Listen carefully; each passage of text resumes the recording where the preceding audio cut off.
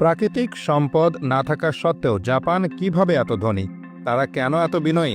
জাপানে কোনো ডাস্টবিন নেই, তাহলে ময়লাগুলো যায় কোথায়? জাপান কিভাবে এত উন্নত? আমরা যে ইমোজি ব্যবহার করি তা এই দেশটিতেই 1999 সালে প্রথম তৈরি করা হয়েছিল। মেড ইন জাপান শুনলেই মনে হয় প্রোডাক্টটি ভালো হবে। ইনস্ট্যান্ট নুডলস এসেছে এই জাপান থেকেই। পৃথিবীর রোবট উৎপাদনের শীর্ষ দেশ জাপান। এখানে রেস্টুরেন্ট, হাসপাতাল, এমনকি হোটেলেও রোবটকে কাজ করতে দেখা যায়। তেল, গ্যাস, কয়লা, লোহা, তামা, ইউরেনিয়াম ইত্যাদির তেমন মজুদ না থাকা সত্ত্বেও জাপান পৃথিবীর চতুর্থ বৃহত্তম অর্থনীতিতে পরিণত হয়েছে। এশিয়া মহাদেশের সবচেয়ে আধুনিক দেশ জাপান, পুরোটাই একটা দ্বীপরাষ্ট্র। জাপানের ৬,৮৫২টি দ্বীপ থাকলেও এর সবগুলোতে মানুষ নেই। ৪৩০টির মতো দ্বীপে মানুষের বসবাস রয়েছে। জাপানের রাজধানী আর বৃহত্তম শহর হল টোকিও। এই শহরে গেলে skyscraper, high speed bullet train, রোবটের ব্যবহার অহরহ দেখতে পাবেন। যদিও টোকিও ছাড়াও জাপানে আরও বেশ কিছু উন্নত ও প্রযুক্তি নির্ভর শহর রয়েছে, তবে এত কিছু সত্ত্বেও টোকিও বিশ্বের সবচেয়ে নিরাপদ শহরগুলোর মধ্যে একটি।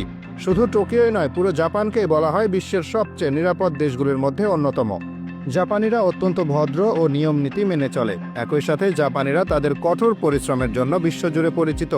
তারা কাজে বেশি সময় দেয় এবং অত্যন্ত মনোযোগের সাথে দায়িত্ব পালন করে। নির্ধারিত সময়ের পরও অফিসে কাজ করতে দেখা যায় তাদের।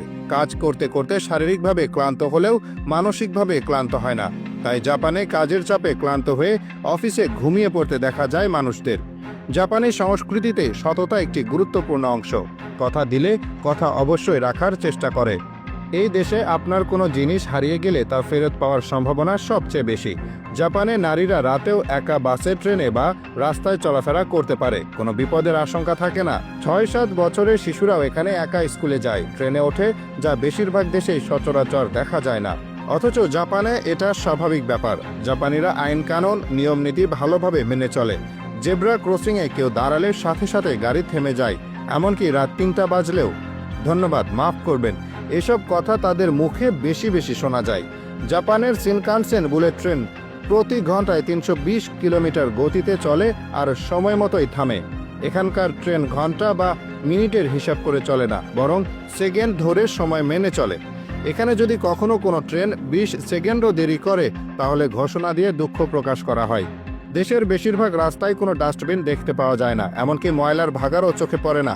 অথচ চারদিক এতটাই ঝকঝকে পরিষ্কার যে রাস্তাঘাট ও পাবলিক প্লেসে সামান্য ময়লাও খুঁজে পাওয়া যায় না।